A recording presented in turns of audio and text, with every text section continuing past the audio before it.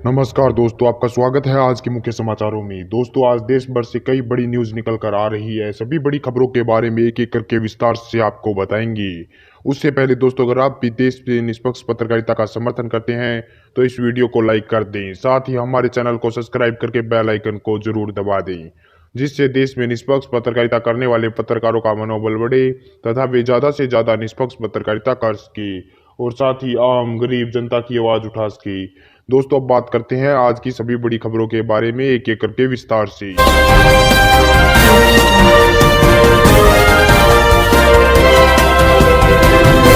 पतंजलि ने आज पेश की कोरोना की पहली आयुर्वेदिक दवा। बाबा रामदेव ने हरिद्वार से की लॉन्च। जहां दोस्तों आपको बता दें, ये काफी बड़ी खबर सामने निकल कर आ रही है कि योग गुरु बाबा रामदेव की संस्थान पतंजलि ने कोरोना वायरस की आयुर्वेदिक दवा को साइंटिफिक डिटेल के साथ आज देश में लॉन्च किया।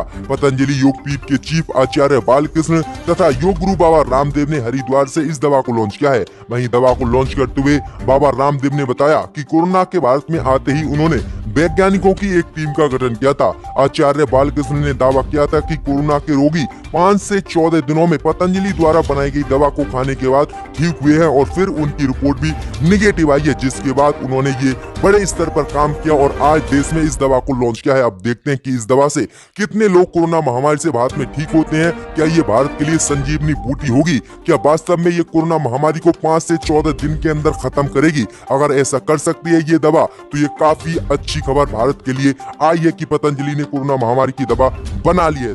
इसी बीच बटू दोस्तों अगली बड़ी खबर की ओर, तो भारत चीन तनाव के बीच नेपाल में मांग, ड्यूटी पर न लौटे गोरखा सैनिक। जहां दोस्तों आपको बता दें कि भारत चीन के बीच बढ़ते विवाद को देखते हुए अब नेपाल में मांग उठ रही है कि नेपाली गोरखा नागरिक भारतीय सेना में शामिल न हो। नेपाल की एक प्रतिबंधित पार्टी ने मांग की है कि गोरखा नागरिक भारत की ओर से चीन के लिए लड़ाई न लड़े। वहीं आपको बता दें कि प्रतिबंधित कम्युनिस्ट पार्टी ऑफ नेपाल ने ये काफी बड़ी मांग की है और अपील की है कि गोरखा नागरिकों को भारतीय सेना का हिस्सा बनाने से देश में रोका जाए। पार्टी की ओर से जारी प्रेस रिलीज में कहा गया है कि गलवान घाटी में भारतीय जवानों के मारे जाने के बाद भारत और चीन में बढ़ते तनाव के बीच भारत ने गोरखा रेजिमेंट के नेपाली नागरिकों से अपील की है कि वे अपनी छुट्टियां रद्द करके ड्यूटी पर भारत वापस आएं। इसका मतलब है कि भारत हमारे नेपाली नागरिकों को चीन के खिलाफ सेना में उतारना चाहता है और जिससे कि हम नहीं चाहते। तो ये काफी बड़ी मांग की गई है नेपाल की तरफ से।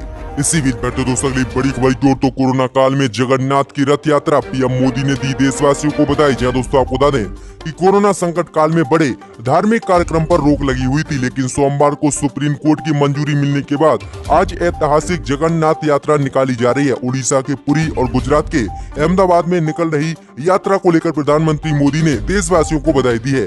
मंगलवार को सुबह प्रधानमंत्री मोदी ने ट्वीट कर लिखा कि भगवान जगन्नाथ की रथ यात्रा के पावन पुनित अवसर पर आप सभी को मेरी हार्दिक शुभकामनाएं हैं। मेरी कामना है कि श्रद्धा और भक्ति से भरी ये यात्रा देशवासियों के जीवन में सुख और समृद्धि, सौभाग्य और आरोग्य लेकर आएगी। जय जगन्नाथ। जय दोस्तों आपको बता दें, लेकिन पहले सुप्रीम कोर्ट और मोदी सरकार की तरफ से ईद और अन्य धार्मिक आयोजन पर साफ कहा गया था कि कोई भी धार्मिक आयोजन नहीं किया जाएगा क्योंकि इससे कोरोना महामारी फैलेगी। लेकिन अब इतने बड़े धार्मिक आयोजन कार्यक्रम की सुप्रीम कोर्ट ने मंजूरी दे दी। क्या इस जगन्नाथ यात्रा से कोरोना महामारी नहीं फैलेगी? इसी बीच बैठे दोस्तों अगली बड़ी खबर की ओर, तो बीजेपी सांसद साक्षी महाराज बोले पाक से प्रेम, चीन से वफादारी और देश से गद्दारी कर रही है कांग्रेस। जी दोस्तों आपको बता दें कि बीजेपी सांसद साक्षी महाराज ने कांग्रेस पर आज जोरदार निशाना साधा है। साक्षी महाराज ने कहा कि कांग्रेस पाक से प्रेम, चीन के साथ वफादारी और देश से गद्दारी कर रही है। उन्होंने विपक्ष को राजनीति न करने की नसीहत दी है और कहा कि चीन भारत से लड़ रहा है, न कि किसी दल से। वहीं आगे साक्षी महाराज ने कहा कि देश में अब 1962 कांग्रेस वाली सरकार नहीं है, आज देश की बागडोर नरेंद्र मोदी के हाथों में है। वहीं आगे उन्होंने कहा कि अब चीन और पाकिस्तान दोनों को ही प्रधानमंत्री मोदी सबक सिखाने में रहते हैं। अब भारत की सीमा का विस्तार भी होगा। तो ये काफी बड़ी बातें साक्षी महाराज की तरफ से की गई हैं। इसी बीच बैठे दोस्तों अगली बड़ी खबर चोर, तो गुजरात में 3 साधु करते थे महिलाओं का यौन शोषण, 1.5 साल बाद चढ़े पुलिस के हत्थे। जहां दोस्तों आपको बता दें कि स्वामी नारायण मंदिर से जुड़े 2 साधु समेत 3 लोग एक महिला का यौन शोषण करते थे। पिछले लगभग 1.5 साल से महिला उनके चंगुल में थी। किसी तरह से पुलिस के समक्ष पहुंचकर उसने इन तीनों के खिलाफ FIR दर्ज कराई, जिसके बाद इन तीनों साधुओं को पकड़ लिया गया है। वहीं आपको बता दें कि पुलिस के मुताबिक बोटाड क्षेत्र में रहने वाली महिला को 2019 में संत दरबीदास के रघुराम भगत और गड्ढा पुराने स्वामी नारायण मंदिर के जगदीश व भावेश भगत अपने पास बुलाया था। उन्हें उससे काम दिलाने की बात कही थी। उसके बाद दामनगर में कमरे में ठहराया था। आरोप है कि वहाँ वे उससे दुष्कर्म करते थे। किसी को बताने पर चोरी के आरोप में फंसाने की धमकी ये बाबा देते थे।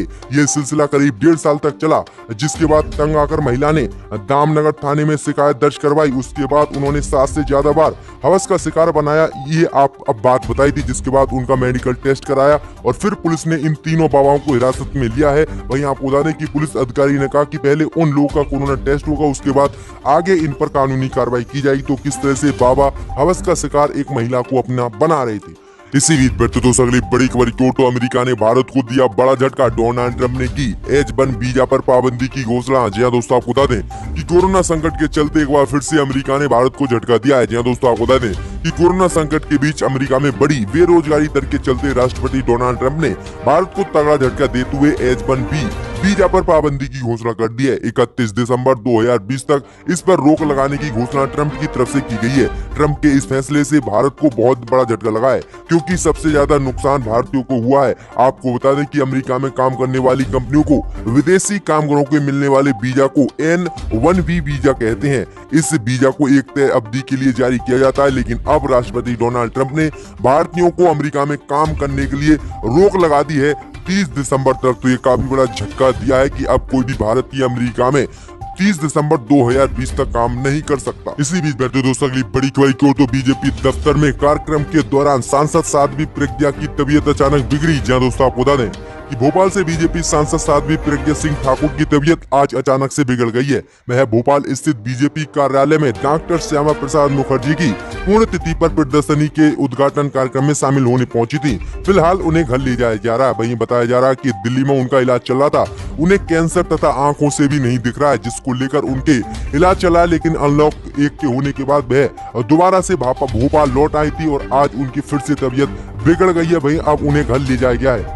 इसी बीच बैठे दोस्तों अगली बड़ी खबर की ओर। तो कांग्रेस नेता पी चिदम्बरम बोले 5 साल में चीन ने 2000 से ज्यादा बार की घुसपैठ। पीएम मोदी से पूछेंगे। जी हां दोस्तों, आपको बता दें कि एक बार फिर से चीन मसले को लेकर कांग्रेस ने बीजेपी पर हमला बोला है। जी हां दोस्तों, आपको बता दें कि कांग्रेस नेता पी चिदम्बरम ने ट्वीट कर लिखा कि बीजेपी अध्यक्ष JP नड्डा ने पूर्व प्रधानमंत्री मनमोहन सिंह से 2010-2013 के दौरान 600 चीनी घुसपैठ के बारे में पूछा।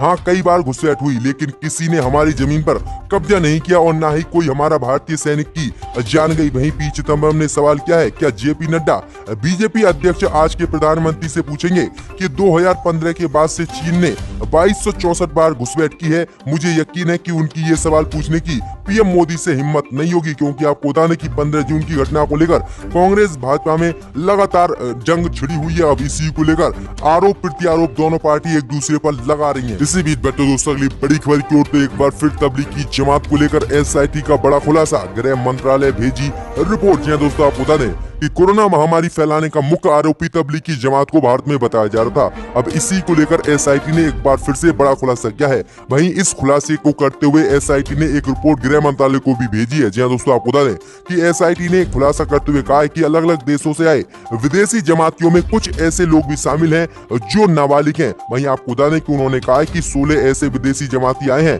जो नाबालिग हैं, जिनकी उम्र 15 से 18 साल के बीच है।